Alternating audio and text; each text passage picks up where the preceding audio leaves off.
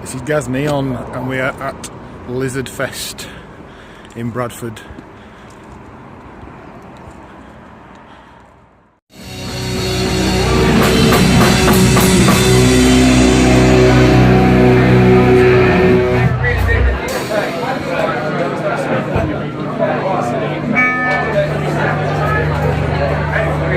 Can I have your picture, please?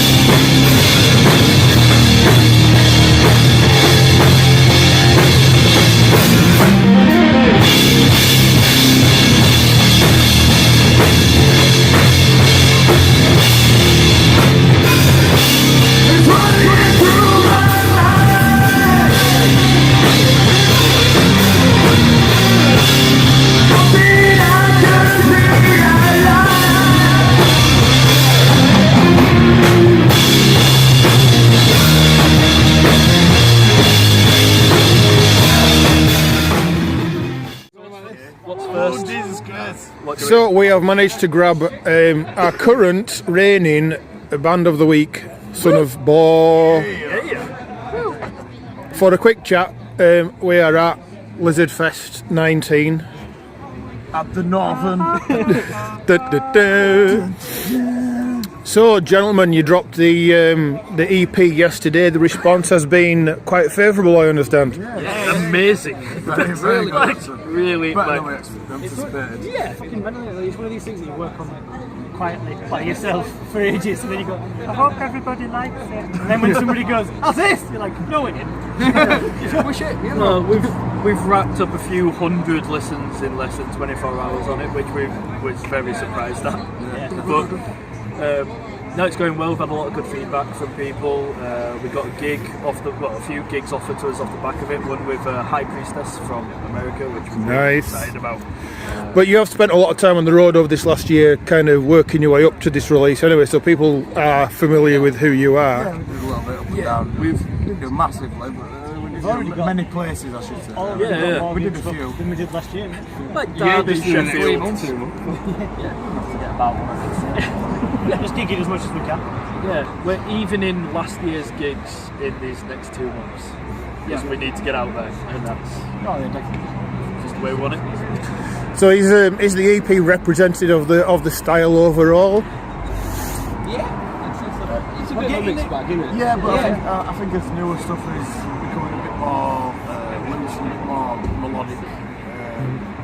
Even though there's other stuff kind of that way, but the new stuff is definitely going a lot more fluid. We've got a bit of tricky stuff going I think it's more of a you ain't heard nothing yet. Like, we want to record the new songs now and get them out because they are, in our opinion, they're a level above what we've been doing. So were you set on the EP for a while then before it got put to wax, as it were? We got it back on last Sunday. No, what I mean is, had you had the songs ready for a long time before you managed to get them? The first three songs were raw, pretty much. Or at least within the first. They were the ones we had more solid, I think, and we wanted to at least have the songs that we had solid, the more solid. Yeah. As our songs, because that's what represented us in a sense. But now, like, we've moved a bit further on now. So I think we were kind of like a kid at Christmas, where we just wanted it now. I think we wanted something for everyone to hear as well. We just wanted something for. It was. We need to get something out so we get more gigs, so people can hear us. But we didn't really have that problem at the time. It was weird, but now it's out. Hopefully, it's even more. I think a lot of people use an EP as that kind of stepping stone from being, a local band to a national band, because it's more something to give people. Yeah, to be fair, you've not been stuck in the shires. You've got up and down the country, haven't you? So I've been about well to get around as far as we have, considering all we had was like a live phone video for us first gig. Like, this is us, check us out. Well, that's the thing. I mean, especially like last year's gigs was we'd play a gig for a promoter and we're like, please tell the next guy that we want so they can give us a gig. And that's kind of how it went. It was word of mouth. It was really weird. So to have an EP, call you can't do it. There you go. I mean, from an online phone video, we managed to get supports like with Conan, Aluna, and Mastiff. We played Cyclone, Iron Rat, and all these things. I've been seeing Iron Rat since I was 18, so it was really cool to play with them. Yeah, we've been lucky that in Bradford there's an awesome scene of the kind of stuff that we do. So. And everyone's friendly and helpful. Yeah.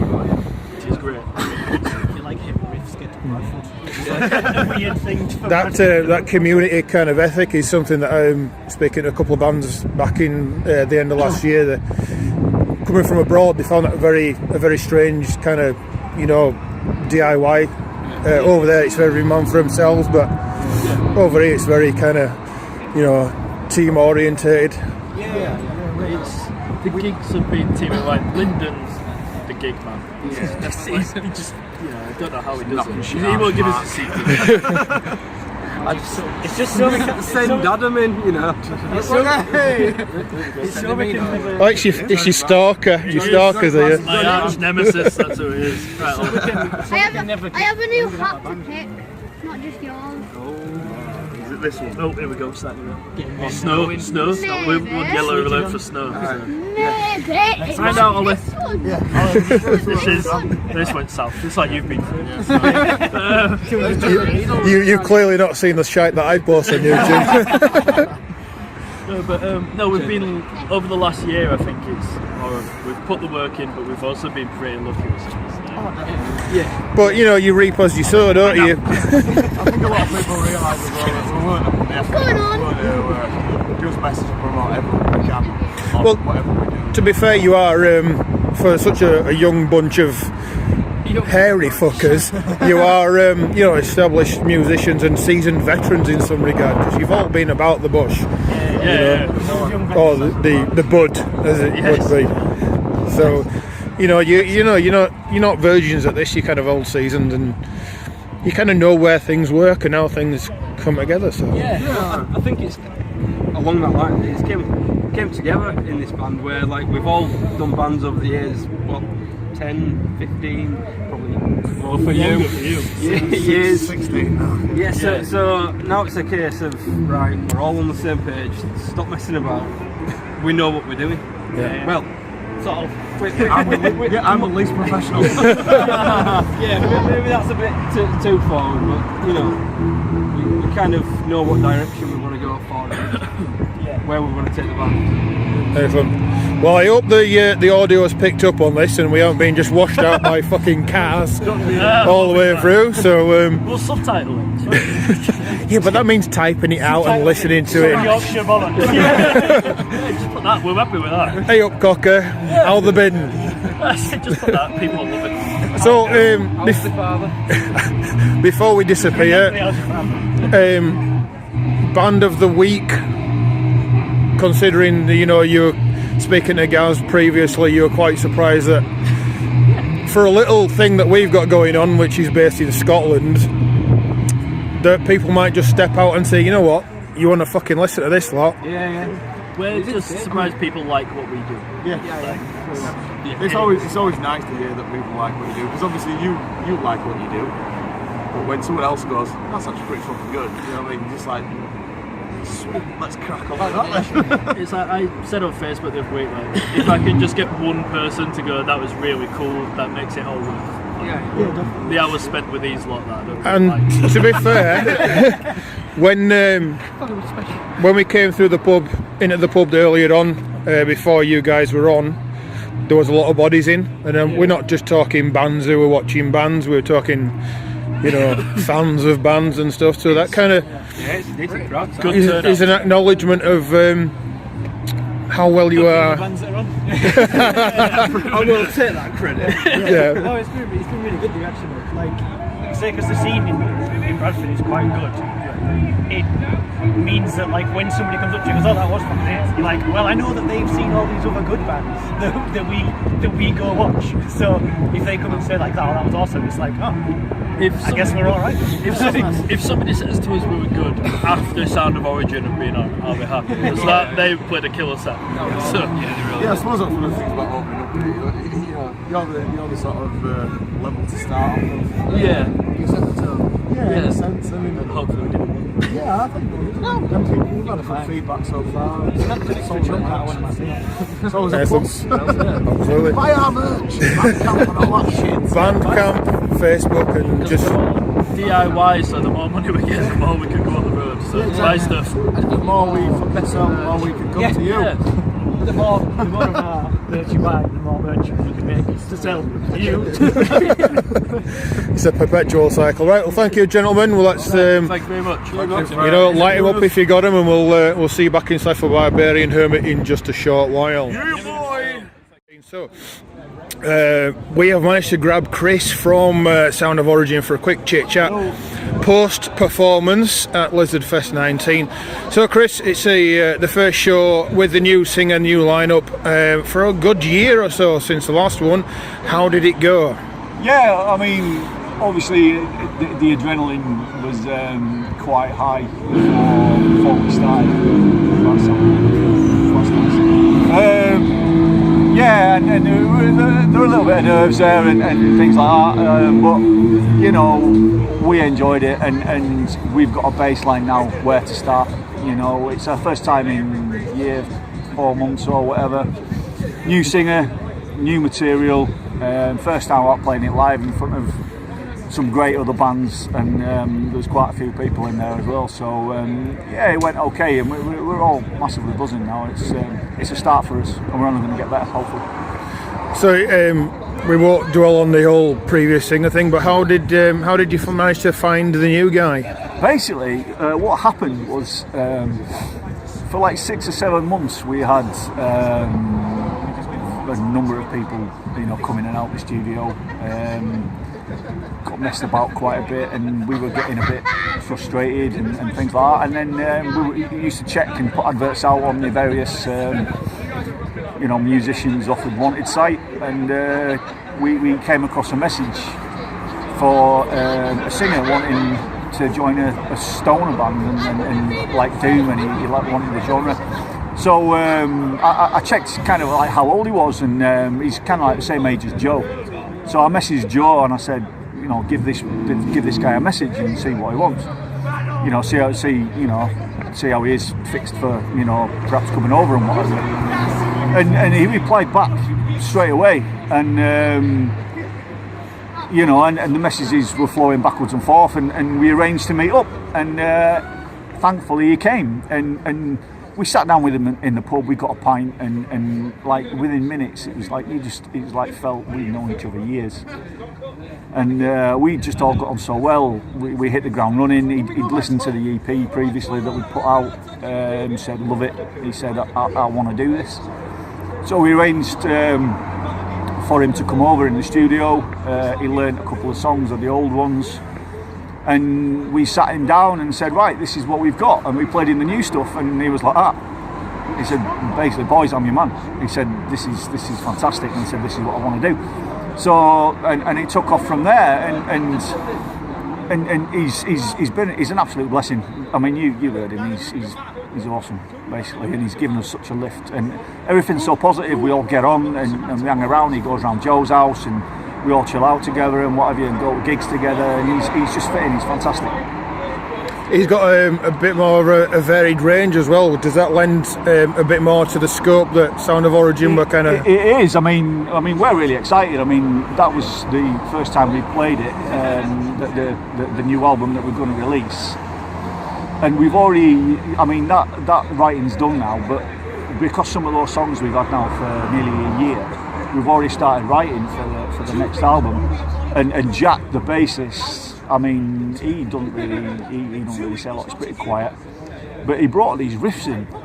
He said, "Guys, I've written some riffs," and you know, because he normally does a bit of arranging and that kind of stuff, and gives us a bit of a different avenue, a bit of take on stuff. He said, "Guys, I brought these riffs in," and he says, "Can you have a listen?" And we had a listen, and we went like that. Like, dude, you are fucking joking, man. Like, why haven't you done this 3 years ago? I mean, a lot of people have said to us in there tonight, that's like really heavy, and it's you sound so much better than what you did before. The next one that we're writing is even heavier, and it's like we're on a real roll now, and it just works. And the new singer, you know, he's given so much scope to do different stuff. He can do high, low, growl, scream. He can do all sorts of really. So what lies in wait for Sound of Origin in 2019? We've got various shows booked that some of them we can't obviously talk about yet, and we've spoke to some of the other underground bands via Messenger we played with before, talked about doing shows and things like that. We're recording our album in late spring with Chris from Conan. We're all going down to Wales, recording the album, and then going to do some PR on it, and hopefully get some half decent reviews. And then we're cracking on. You know, we're going to get a couple of videos shot, and you know, we're going to give it a real go this time and see how it works out. So, if we want to find a bit of Sound of Origin, where do we go online for the old? On Facebook, Sound of Origin. We're also on Bandcamp. The old stuff is on Bandcamp. and we're on Twitter and we're on Instagram and all that kind of stuff. So yeah, check us out. You're there to be found. We're there to be found. Right, splendid, and we look forward to hearing the riffs later on in the year. Thank you very much. Cheers. Moshe, we've grabbed you after the show tonight. How was everything worked out? The bands have been grand and the crowd has been mental. There's loads of people turned up. It's been probably the busiest it's been, actually. It's been a really good do tonight, and all the bands have said how they've enjoyed it and they want to come back. And they've offered their other bands to come back as well, which is pretty cool. So yeah, I'm quite pleased. So you and your team, your Lizardfest team, have managed to reach the 19th edition of the show. Has it been a challenge, or has it been smooth sailing so far? I wouldn't say it's been a challenge. It went a bit weird because we had to change the date. We had Witch Stripper and Mage meant to be playing, and because I changed the date, they couldn't play, which that's fine. Them guys are so busy. That's bang on. But we changed a couple of bands. We got it down to 6 from 8, and they all played so good. I'm not even sure which my favourite band was tonight because they were all really good. Sound of Origin, I think, have shown their new colours, and they are cracking. They are cracking. And then going back to what I said before, Mage and Witch Stripper have both said they want to come back. They want to come here for next one or one after, so it's all good. Everyone's happy with how it goes. So you're on your 19th cycle now, which is, it's quite. It's actually 20. Is it 20 now? Yeah, because the first one I think you came to as well. Was Sevenfest. Yep. And then everyone went, why don't you just call it Lizardfest? So we changed the name. And yeah, today was the 19th Lizardfest, but the 20th one I put on here. And 21 already booked, 22 already booked, 23 half at bands. How are you finding this kind of gig as a promoter? I know you're part of a team, but you're kind of like the main guy when it comes to Lizardfest Promotions. I really enjoy it. I've got helpers, I suppose. It's not like a solid team because I keep changing folk around. I've got Steve, who's my drummer in the band that I'm with Lizard Tongue, and he helps out all the time without a doubt. And then Luke, who sings for us, he helps out. And now my girlfriend, she knows what she's doing. She just plugs it all the time, which is grand. So it's kind of changed. And I think it's gonna go more towards me and her plugging it and doing it than anyone else. But like I say, it's pretty cool. It's pretty cool. And all the bands I spoke to tonight have just said, "Crack on. Can we come back?" So I can't knock it. So did Lizardfest become a thing through the band that you are in? Then is that? Was it a showcase? No, it turned into Lizardfest due to the first gig we did, because it was Lizard Tongue playing their first gig up here, and we got some good bands in, and then the next gig we did, we had Lizard Tongue again, and folk just said, "Why don't you call it Lizardfest?" I'm like, yeah, go on then. So we changed it from Sevenfest, which was pretty shit to be fair, to Lizardfest, and then it's just stayed there. Stayed as it is. So we can expect a bit more of the same, or are you going to branch out and do a bit more of a varied kind of lineup? Because you haven't been rigid in your formats so far. No, we're staying as we are here.